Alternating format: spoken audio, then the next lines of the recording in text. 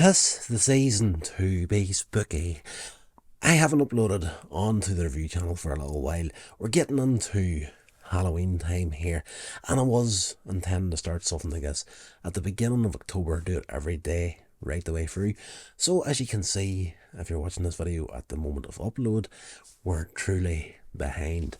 So I thought I would get into some episodes of my podcast, Hellmouth Hotline, and share them on this channel to give you a little look-see to the sort of stuff that I'm doing on the audio podcast. And if you're at all interested in that sort of thing, audio, no video, a lot handier. You can just stick on a podcast, go for a walk, and listen to some horror-based chat, pop culture, all that sort of good stuff.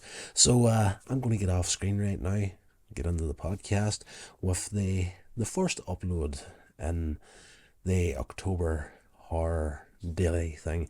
And as I say, we're truly behind this, so you're going to get multiple uploads over the next couple of days till we settle into the routine of daily to the end of October.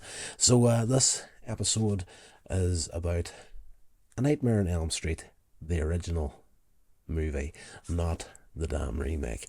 So sit back, kick up your feet, relax, and enjoy some chat about Freddy Krueger and his first outing in A Nightmare on Elm Street.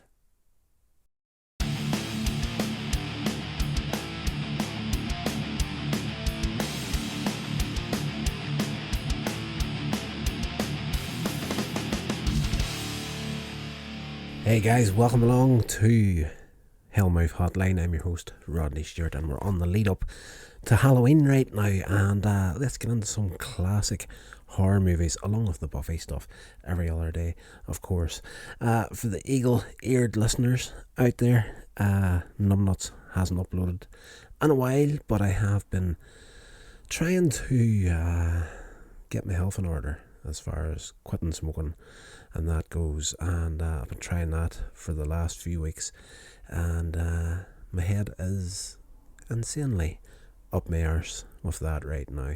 The last couple of days has just been trying to sleep off the flipping symptoms of not smoking, pain in the ass, and of course trying to keep myself healthy with the personal trainer. But that's offering excuses, and again, I've probably said it before in the show, I hate offering an excuse because of not getting uploads out there. It is just it's shite at the end of the day. You know, if you're going to be wanting to do something like this podcasting, you need to be putting it out there no matter what the circumstances. So I do apologise, but we're back at it now, and we're going to get into A Nightmare on Elm Street.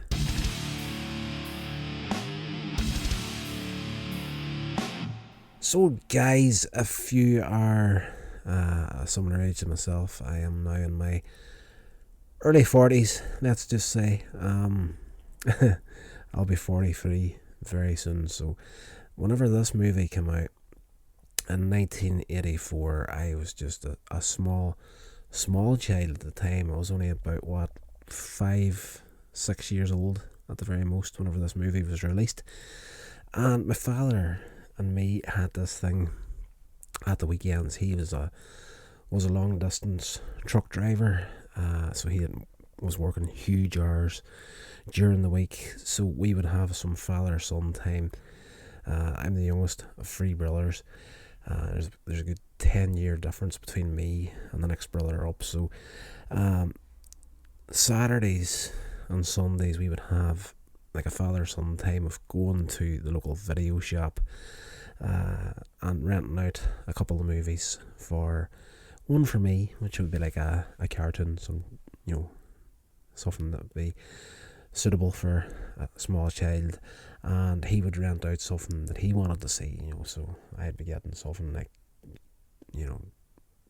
Transformers or Ewoks or something like that, or even GoBots was on the go from time to time, and he would rent out like a John Wayne Western or something like that, and then we would sit down on a Sunday afternoon, watch the 2 movies back to back, and it was good memories. But I remember being in the video shop way back in the day whenever these movies were coming out, and you always seen the odd little poster up for A Nightmare on Elm Street or some of them movies, so you were always curious about these films that you were not allowed to see.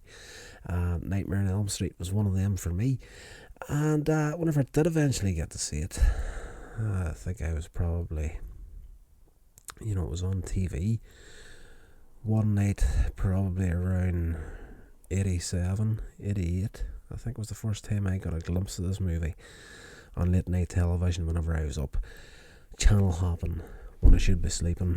And yes, Freddy Krueger was always one of those horror villains that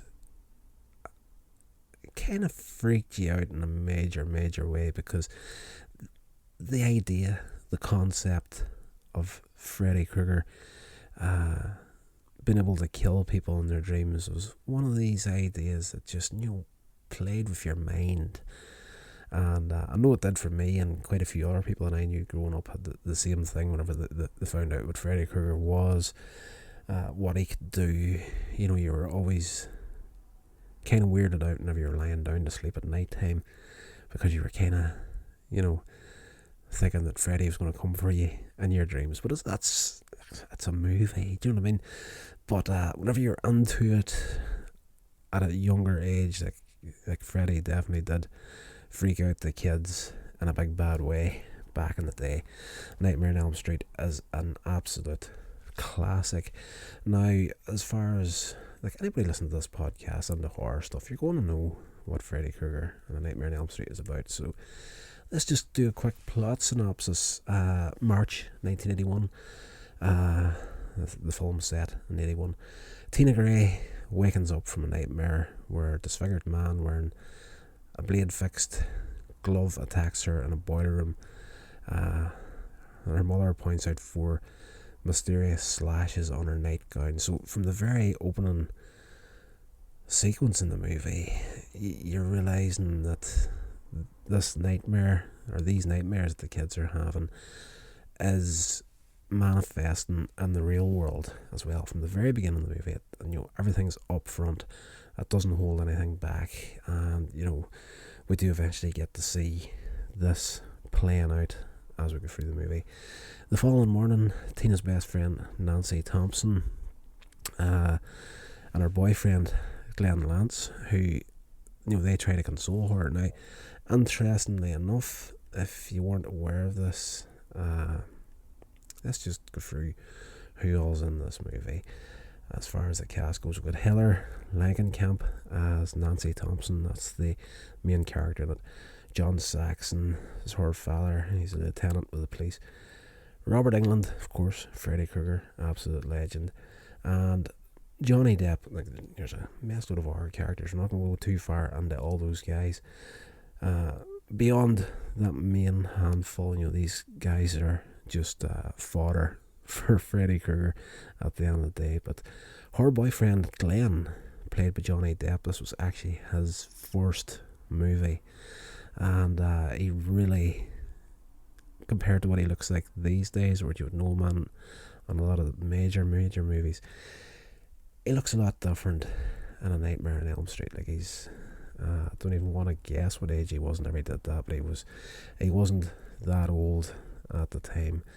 So if you weren't aware of that, Johnny Depp is in there in his first role, and he has got more blood in his body than the average human. If you haven't seen the movie, you'll not get that, but if you have seen the movie, you'll probably have a little chuckle at that, because that's the one thing that everybody says his death sequence in the movie is, he basically falls asleep on top of his bed, and then Freddy's claw hand comes up through the actual mattress and pulls him right down inside it, and then this volcano of blood shoots up out of the bed and just fills the room full of blood. This is all manifested in the real world, but you're sitting there looking at it, you're thinking, oh, it's fairly gruesome, but where the heck's all this blood coming from? This one guy. Doesn't make sense, but it doesn't need to make sense. It's a horror movie. It's cheese at its finest, and it was the back in the day whenever the slasher films were coming out in a big bad way, and it definitely has its part in horror history.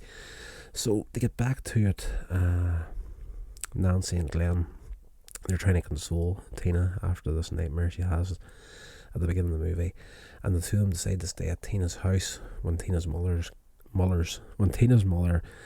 goes out of town.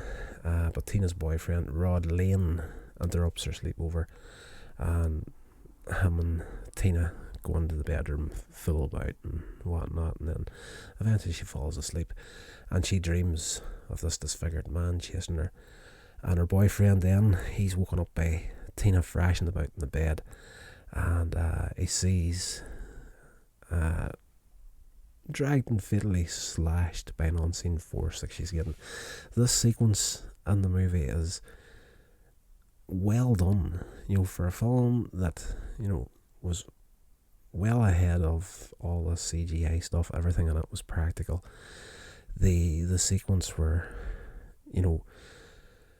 whatever's happening in her dream, we're not actually seeing the dream part of it ourselves, but we're seeing the real world version of what's happening to her in the dream, or the nightmare, I should say. So her boyfriend Rod is there, he's seeing her getting thrown about the room, and then when Freddy kills her in the dream, in real life you actually see these 4 slashes opening up down her chest and stomach, and he pretty much guts her on the bed.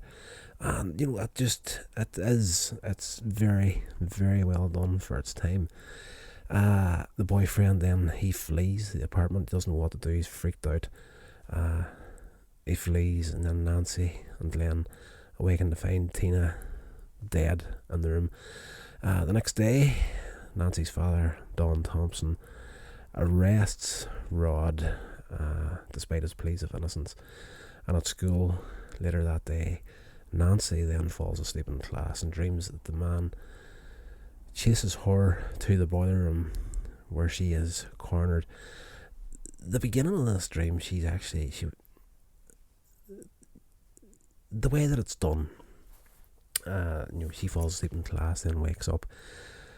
It's done so flippin' well that for a few seconds you're thinking, okay, is she asleep or is she awake at this point? There's parts of the movie that does blur the lines between reality and the nightmare world. When she goes out into the corridor, she sees this body bag, and then an unseen force lifts it by the feet and starts dragging it down the corridor, leaving this streak of blood behind it. And again, all practically done, looks absolutely amazing. But in the boiler room, she gets cornered by Freddy. Then she sees this hot pipe up above her, and she deliberately burns her arm on the pipe so it'll startle her to wake up in class. And she notices that the burn mark is on her arm in reality. So Nancy started to realise what's happening in the nightmares is actually happening in real life. Whoever this is, if he kills us in the dream, we also die in real life. Nancy then visits Rod at the police station, who describes Tina's death along with his own recent nightmares, making Nancy believe that the man killed Tina is this figure that she's been dreaming about as well. At home, Nancy falls asleep in the bathtub and is nearly drowned. That's probably the most iconic sequence out of this movie. Any of the clips and stuff you would have seen of Nightmare on Elm Street, as far as promotion and that went, was her in the bathtub with, the camera was kind of down at her feet, looking up towards her head, and you would see the clawed hand of Freddy Krueger coming up out of the water. It's iconic. Everybody knows that sequence. She nearly drowns in the bath, and Nancy then, she's, her mother thinks that she's rescued her, but she's awake, she's up, she's okay, she's still alive. She then gets dependent on caffeine to stay awake, and I believe it's been a while since I checked out the movies. I'm trying to remember, is it Nightmare on Elm Street 2 she's in, or did she skip that movie and come back in 3? I want to say it's 3, but that's skipping well ahead. She's depending on coffee on this film to stay awake. I'm just connecting to something that happens in another movie that has absolutely nothing to do with this one. So we'll just forget that I went down that path and we'll skip back to where we were at. I do apologise. Numbnuts. Idiot. Trying to quit smoking. Head up my ass. It is what it is. Sorry, guys. Nancy, she's dependent on caffeine pills and actual coffee to stay awake, and then she invites Glenn to watch her as she's sleeping. She wants him to wake her at a certain time. She wants to go into the dream and see if she can bring Freddy out. In her dream, Nancy sees the man prepared to kill Rod in his cell, but then he turns his attentions towards her. Nancy runs away, wakes up when her alarm clock goes off. The man, Freddy Krueger, kills Rod by wrapping bed sheets around his neck, staging it as a suicide via hanging. At Rod's funeral, Nancy's parents become worried when she describes her dreams. Her mother, Marge, takes her to a sleep disorders clinic where, in a dream, Nancy grabs the fedora with the name Freddy Krueger and pulls it into the real world.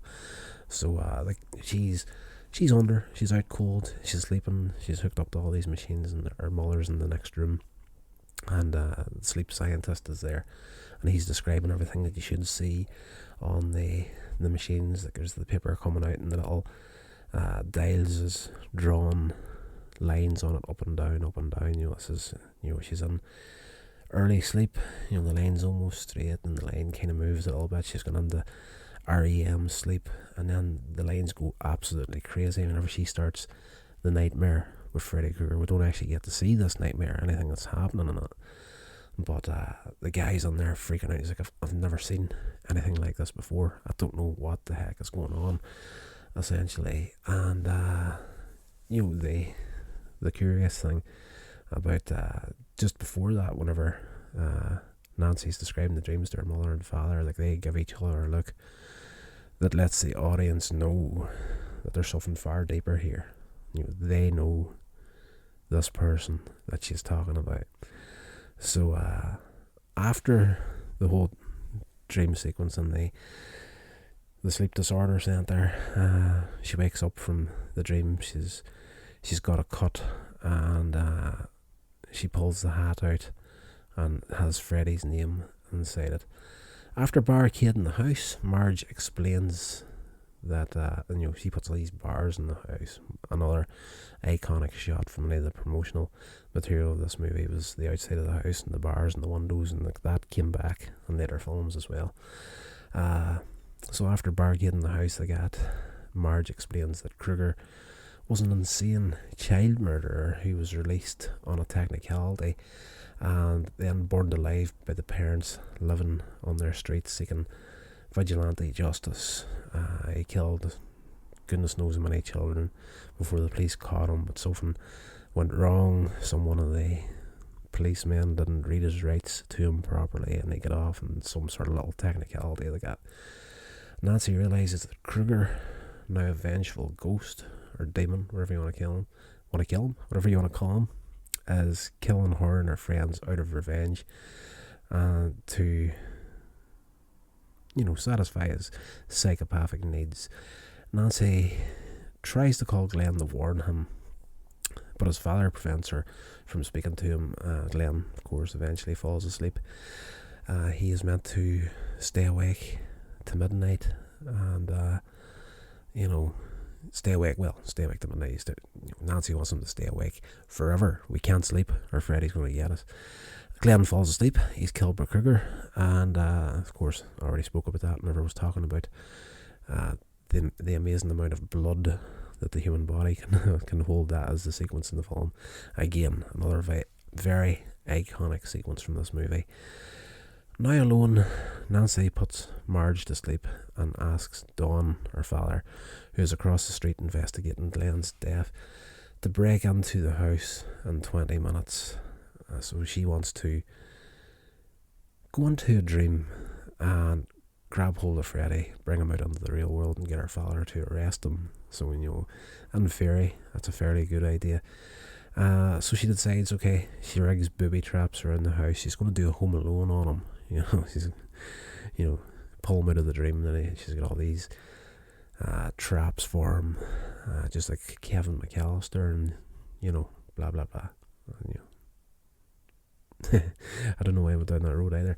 Anyway, she rigs all these traps and goes to sleep, and she grabs Krueger out of the dream, pulls him into the real world. The booby traps affect Krueger enough that Nancy can light him on fire and lock him in the basement. Now, interestingly, that was Robert Englund's speciality. He started out as, if memory serves, a stuntman, and he actually specialised in the stunts where someone got set on fire. So anybody running about in the movies in the late 70s, early 80s, and they're in flames, there's a high chance that was Robert Englund doing that stunt. So the fact that he ended up playing a serial killer demon character that is brutally burned, that's the Freddy Krueger in his striped jumper and hat and glove and the burned face. That's I don't want to say poetic, but it's just it's strange that Robert Englund, specialising in them stunts, ended up playing a character that was actually burned to death. So he's locked in the basement. Nancy rushes to the door for help. She breaks the window. She's shouting across the street for her father. The police arrive to find Krueger has escaped from the basement. You see all these patches of fire around the house leading from the basement up the stairs. And Nancy and Dawn go upstairs to find a burning Krueger smothering Marge in her bedroom. After Dawn extinguishes the fire, Krueger and Marge vanish into the bed, and that is a sequence that freaked me out quite a bit whenever I was a kid. You see the charred skeleton body of her mother disappearing down into this hole in the bed, and like this arm, one of the arms rises up as if to wave goodbye as it goes down, and the mattress, the hole in the mattress disappears, and then it's just a normal mattress again.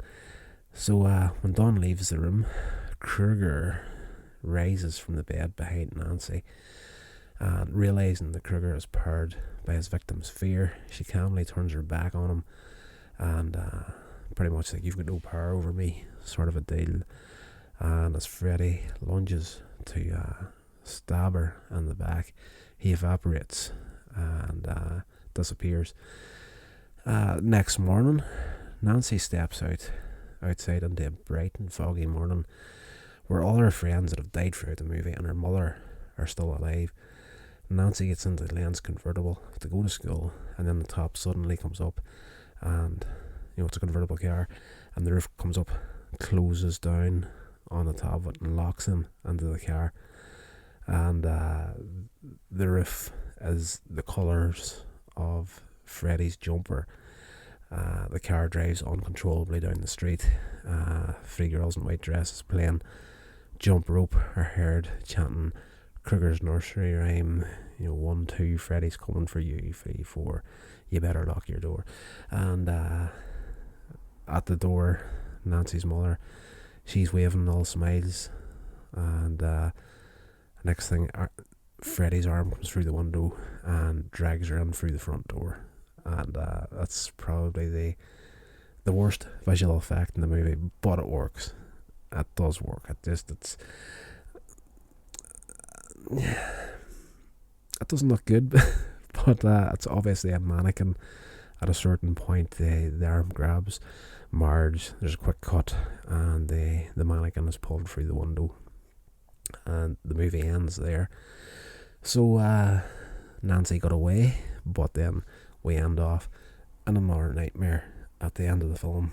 So Freddy's not gone, and he hung about for a heck of a long time, and I'm pretty sure in 2021 we're going to be seeing more of Freddy Krueger at some point. So right, let's get some facts about this movie. Nightmare on Elm Street 84, written and directed by Wes Craven, produced by Robert Shea, It's obviously the first installment in the Nightmare on Elm Street. Stars there Langenkamp, John Saxon, Ronnie Blakely, Robert Englund as Freddy Krueger, and Johnny Depp again in his film debut. The plot concerns teenagers living in the fictitious town of Springwood, Ohio, who are invaded and killed in their dreams and lost killed in reality by a bird killer with a bladed leather glove. Let me see. Craven filmed Nightmare on Elm Street on an estimated $1.1 million. The film was released November 9th, 1984, grossed a $75 million worldwide payback. That's an amazing payback for a movie for that time. Nightmare on Elm Street was met with rave critical reviews and is considered to be one of the greatest horror films ever made. I would agree with that. Spawned a franchise consisting of 6 sequels, a television series. I have seen a couple of episodes of that. I cannot get it tracked down anywhere. I can't even get it streaming at this point. So if anybody's listening to this and you've got any idea of where I can get my hands on a Nightmare on Elm Street series, let me know. There's a few listings have popped up on eBay that I'm keeping an eye on at this point, but they're not accurate enough for me to actually commit to buying at this point, because it's you don't know which volume you're getting, and if you buy the one and then you go to another listing and buy it too, it's not really clear if you're buying the same or different. But it's eBay. It's just some people just do not list things properly from time to time. TV series crossover with Friday the 13th. I had completely forgotten about that, and various other merchandise. A remake of the same name was released in 2010, which wasn't fantastic, if memory serves. And aside from Stunts, Polyester, and Alone in the Dark, it was one of the first films to be produced by New Line Cinema, who by that point mostly distributed films, leading the company to become a successful film studio up until 2008, and was even nicknamed the house that Freddy built. The film is credited with using many of the tropes found in low-budget horror movies of the 70s and 80s that originated with John Carpenter's Halloween, which we're going to be doing here as well at some point in the lead up to Halloween, and led to this subgenre called the slasher film. The film includes a morality play where sexually promiscuous teenagers are killed. Critics and film historians state that the film's premise is the struggle to find the distinction between dreams and reality, manifested by the lives and the dreams of the teens in the film. Critics today praise the film's ability to transgress the boundaries between the imaginary and real, toying with the audience perceptions. I would highly agree with that there. Like, as I said earlier on in the show here, there are certain points in the movie where characters drift into a nightmare scenario, but as far as you as the audience is concerned, you're not aware that they're actually in the dream at this point until something messed up happens. That's very, very well done, and it's an amazing film even to this day. I actually watched the film in preparation for this podcast, but again, with everything that's going on in my personal life and just having my head so far up my ass trying to stop smoking, I haven't actually got to record this podcast as soon as I wanted to. So let me see, is there anything else to talk about? Not so much. I'm going through some listings here on the internet to that's just going into severe detail that we don't really need at this point. If you're interested in finding more about the film, hop on to Google and knock yourself out. But I wanted to get back into it and get the horror stuff going. We're too far into October right now. We're October 17th, and I really should have been on the ball from the 1st of October, considering Halloween is just around the corner. Should have been on these podcasts a heck of a lot quicker than I have been. So I do apologise if you are one of the 4 people that tend to listen to these. But we're back and we're at it again. So in the next episode, we're going to be doing our Buffy the Vampire Slayer. I know probably if you're listening to this for the first time, you're kind of like, why the heck are you doing Buffy the Vampire Slayer and all of this horror stuff? Originally, I wanted to do a series of reviews on my YouTube channel. Here's Rodder's reviews for Buffy the Vampire Slayer, but I was doing a mess load of other things there, and it was just, I felt that it was going to be clashing with the style of the other stuff that I was doing, because I'm delving into a heck of a lot of 80s cartoons on the YouTube channel at the minute, so I didn't want to be skipping from like an 80s cartoon review into like a horror review. And then I thought to myself, you know what, everything's changing on YouTube that much now, it's kind of hard to know what you can and you cannot talk about these days. So I thought to myself, well, get a podcast going just for Buffy the Vampire Slayer, and of course that's based on like horror stuff as well. So I was like, let's just do a flat out horror podcast where we skip between at its core, it was started as a Buffy podcast. That's why it's called Hellmouth Hotline, of course. Buffy the Vampire Slayer set on top of the Hellmouth, so it is what it is. So we're going to be doing that, and I hope you'll hang about. So if you're not interested in the Buffy stuff, that's only every other day. Come back and we'll be doing some movies and stuff from the early 80s. We're definitely going to be doing up until Halloween. We'll definitely get all the Nightmare on Elm Street movies done, and we'll get into the actual Halloween movies as well. So that's going to do it for this episode, guys. Hope you enjoyed it. If you did, please follow, rate and review, all that sort of good stuff, and I'll talk to you in the next episode.